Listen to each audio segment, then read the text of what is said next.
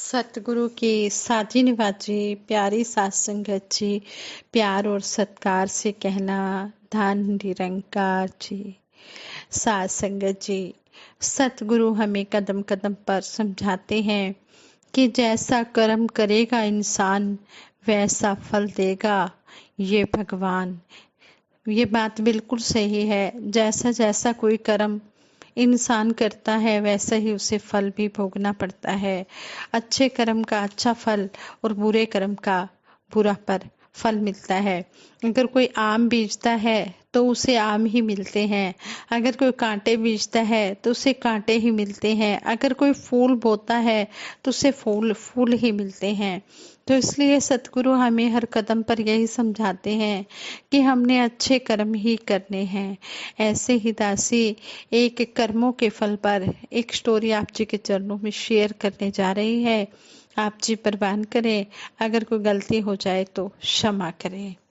सात संगत जी कहते हैं, महाभारत के युद्ध में कौरवों की ओर से लड़ने वाले महायोद्धा भीष्म पितामह बाणों की सेज पर पड़े थे और अपनी मृत्यु की इंतजार कर रहे थे। उन्हें अपना प्रणाम कहने उनके पास भगवान श्री कृष्ण जी वे अर्जुन जी आए। भीष्म पितामह जी ने भगवान श्री कृष्ण जी से कहा, जीवन भर वह एक व्रती रहे, कभी किसी के साथ अन्याय नहीं किया।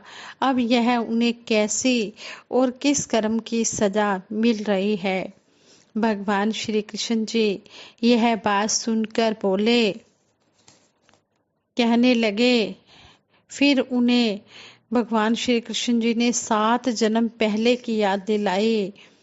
जब भीष्म पितामह कहीं जा रहे थे, रास्ते में उन्हें एक 2 मुंह वाला सांप दिखाई पड़ा, जिसे उन्होंने बिना कसूर के अपने बाण से उठाकर एक कंटीले झाड़ पर फेंक दिया था, जहां तड़फ तड़फ कर उसके प्राण निकले।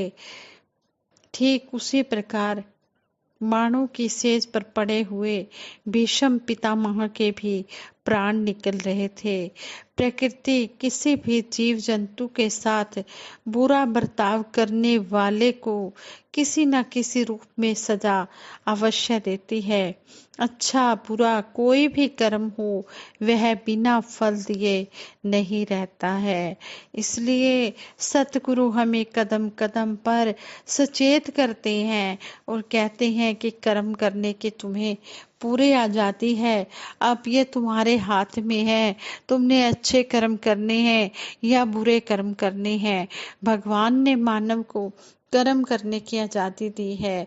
अगर बताया भी गया है कि बुरे कर्म का बुरा फल मिलना है, अच्छे कर्म का अच्छा फल मिलना है, तो क्यों ना हम सतगुरु के कहे अनुसार अच्छे कर्म करें और सतगुरु की रहमतों के भी हम भागीदार बने और अपना जीवन भी हम सुखी करें। सात संगत जी कहते हैं, सूरज जिस प्रकार अपनी रोशनी के द्वारा सभी को उजाला देता है, प्रकाश देता है, प्रकाश से भर देता है, बिल्कुल उसी प्रकार जीवन में अध्यात्म का आगमन भी मानव को मानवतामयी गुणों से भर देता है। मानवता रहित और मानवता युक्त मानव के अंदर को युग पुरुष शहंशाह बाबा अवतार सिंह जी महाराज ने संपूर्ण अवतार वाणी के शब्द नंबर 320 में स्पष्ट किया है। एक बंदा बंदा नहीं बनता, एक बंदा भगवान बने। कहते हैं कि एक इंसान इंसान नहीं बनता और एक इंसान भगवान बन जाता है। तो भगवान कौन बनता है? जो सतगुरु के कहे अनुसार चलता है। सतगुरु उसे अपने जैसा बना देता है। कहते हैं कि जो लोहा होता है वो पारस का संग करता है तो सोना बन जाता है, लेकिन जो सतगुरु के संग लग जाता है सतगुरु उसे अपने समान बना देता है। ब्रह्म ज्ञान की प्राप्ति हो जाने पर मानव में दैवीय गुणों का आगमन होता है, जिसके फलस्वरूप ये मानवीय गुण उसके जीवन और व्यवहार से दिखाई देने लग जाते हैं और वह प्राणी मात्र के कल्याण और सुख शांति के लिए हमेशा तैयार रहता है, उनका भला ही मांगता है। यही कहता है वसुधैव कुटुम्बकम वाली भावना कि इस धरती पर रहने वाले सभी लोग हमारा परिवार हैं। हे दाता, हे निरंकार सच्चे पातशाह, सभी का भला करना। यहाँ तक कि वह क्रोधी स्वभाव वाले व्यक्तियों के साथ भी प्यार, नम्रता, क्षमा वह सहनशीलता का भाव अपनाए रखता है। उसके कर्म दूसरों की भलाई करने वाले और दूसरों के दिलों में बसने वाले होते हैं। मानवता के गुणों से भर जाने के कारण उसके अंदर प्यार ही प्यार भर जाता है और वह सिया राम में सब जग जाने वाली दृष्टि से सब प्राणियों को देखता है। उसकी केवल एक ही जाति होती है, मानव जाति। उसका एक ही धर्म होता है, मानव धर्म, और उसका एक ही उद्देश्य होता है, मानव कल्याण।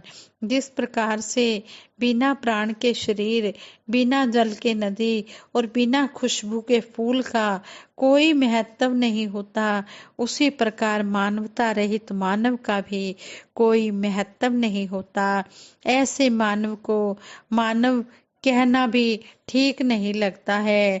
वर्तमान में संसार में मानवता का विकास मानव जाति की सबसे पहली जरूरत है। इसको महसूस करते हुए सतगुरु सारे विश्व में मानवता का प्रचार कर रहे हैं। मायावी आकर्षणों व दुनियावी पदार्थों में पूर्ण रूप से डूबी हुई मानवता की उन्नति के लिए मानव मात्र को ब्रह्म ज्ञान रूपी दात प्रदान कर रहे हैं। यह मानवता का स्वरूप ही तो है कि मानव समाज की भलाई को ध्यान में रखकर आज निरंकारी अनुयायी एक दूसरे के साथ प्रेम पूर्वक पावन मानवता वाला जीवन बिता रहे हैं और बिना किसी भेदभाव के सेवा सिमरन व सत्संग करते हैं। ब्रह्म ज्ञानी होने के नाते एक दूसरे के चरणों पर सिर रखकर धन निरंकार का उच्चारण करते हैं।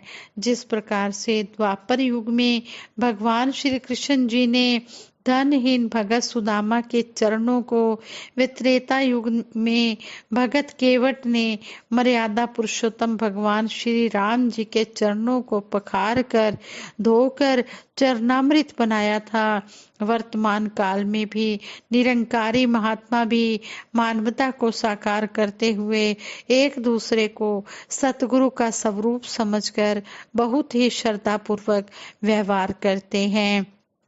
और आप जी ने देखा भी है आजकल जिस तरह बाढ़ें भी आई हैं कई जगह पर, दिल्ली में भी आपने देखा कि किस तरह हमारे होली सिस्टर बहन रेणुका जी किस तरह जगह जगह पर जाकर लोगों को खाने पीने का सामान दे रहे हैं।